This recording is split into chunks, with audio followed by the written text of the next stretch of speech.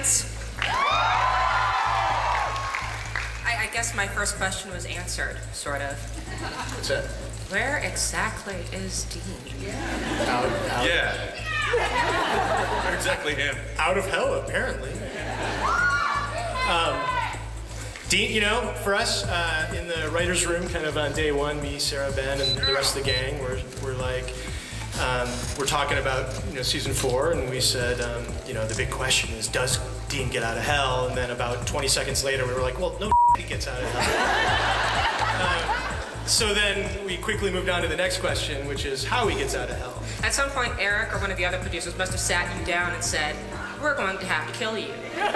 Tell us about that conversation. No, that didn't happen. Well, I just read it. It's like, what the? They just kind of unfold things to us as we get scripts. So until we make the phone call down there and go, what the hell are you doing? And then they'll give us some insight. But I remember when I read it last season that you know, oh, going to hell. Okay. Flipping through that last script, and I get to the last page, and it's like, oh, come on, it's got to be a typo. But speaking of people not exactly being dead forever, by the end of the season, Ruby, Bella, Gordon, and, you know, obviously Dean were either presumed or confirmed dead. Yes. For all of the producers, how many of these people and or demons could possibly be coming back this season? Resurrection of some sort. Anyone can be coming back at any time on our show. But I'd also say not many. We were going to delve more deeply in season 3 into their mother, because we set it up in the beginning of the season and then never paid it off.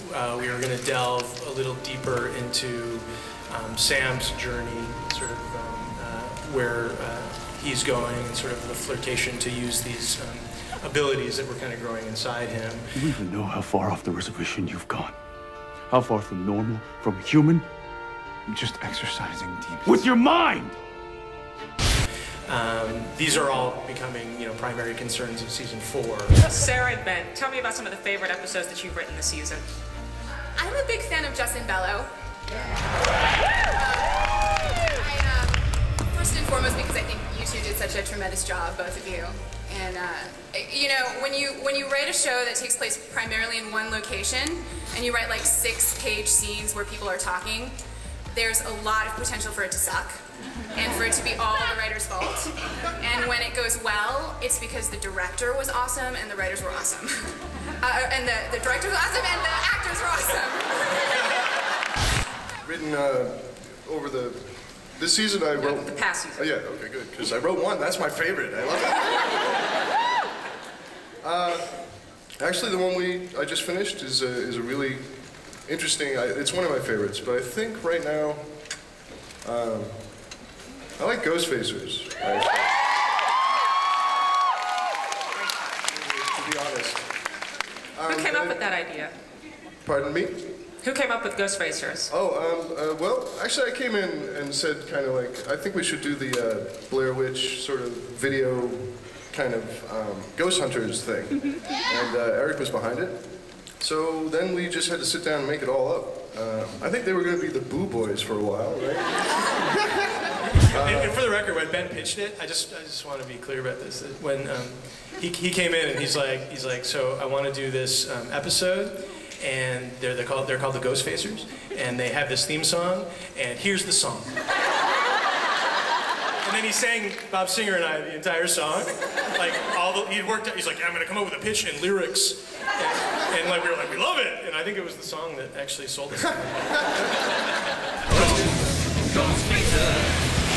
We face the ghost when the others will not. We're Ghostfacers.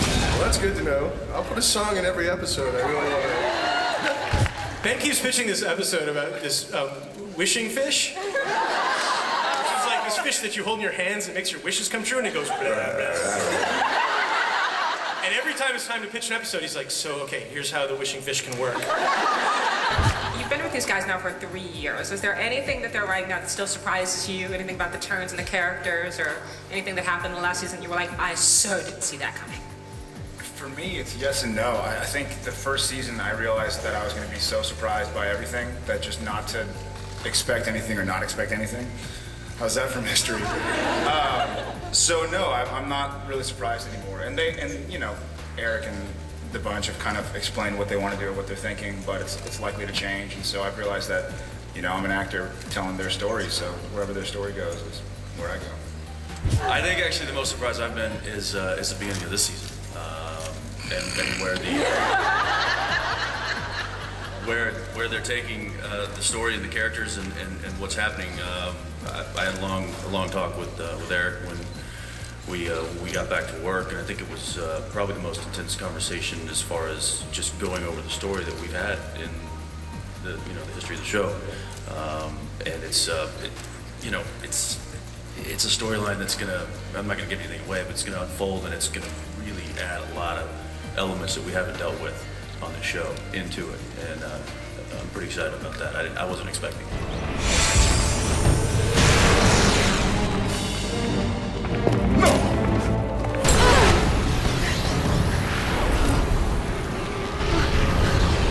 In terms of process, you know, like for mythological beats like that, there's a lot of pressure testing and sitting around, and I mean, these are the big decisions. Actually, a lot of them come almost easily. This year is rocking, and a part of it is somehow the wheels of the universe that are being defined in this season, they just provide a tremendous amount of fruit. The wheels bear fruit. Yeah, we've had tougher, like, I think last year was a tough mythology season for us. I mean, the deal was a really effective organizing impulse, but like we had just killed our main bad guy, and it took us time to sort of get into the new big bad, and it was a, what did they say in baseball? Like it was a building season. But I feel like, I mean, this year we can't stop the ideas from dribbling out of our mouths in terms of where we're going, and we're really picking up momentum in a really fun way, so I think people dig it. Do you hear that? Anna Marie, there aren't any wolves in Pennsylvania.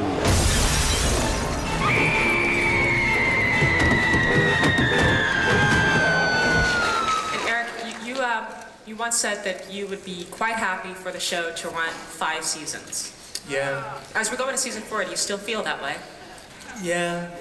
It's better to go out on top. You know, I'm really afraid of jumping the shark. Like that's like a huge fear of mine. Like I've made this joke before, but I don't want Hawaiian weddings and Raven-Symoné and like the whole, like we're in London now and hilarious. And a story like this is so epic and has, you know, it wants to have an ending where you can walk away kind of satisfied and smoke a cigarette rather than just dragging off into you know, a inevitable slide into mediocrity, and I want to try to avoid that if we can. And the rest of you all seem to be nodding along with that. You agree? Whatever Eric says.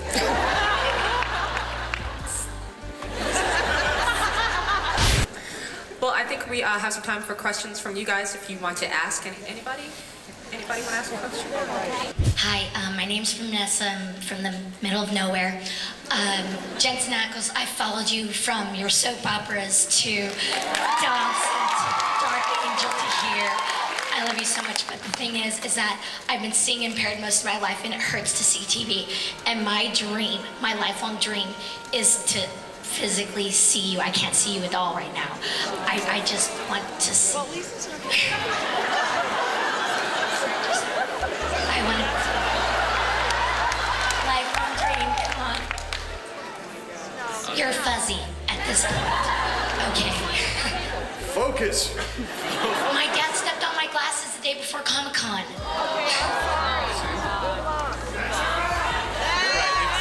Holly will take Mike, care is there of a it. doctor in the house? Holly will. Can we help? Right up front. Here you go.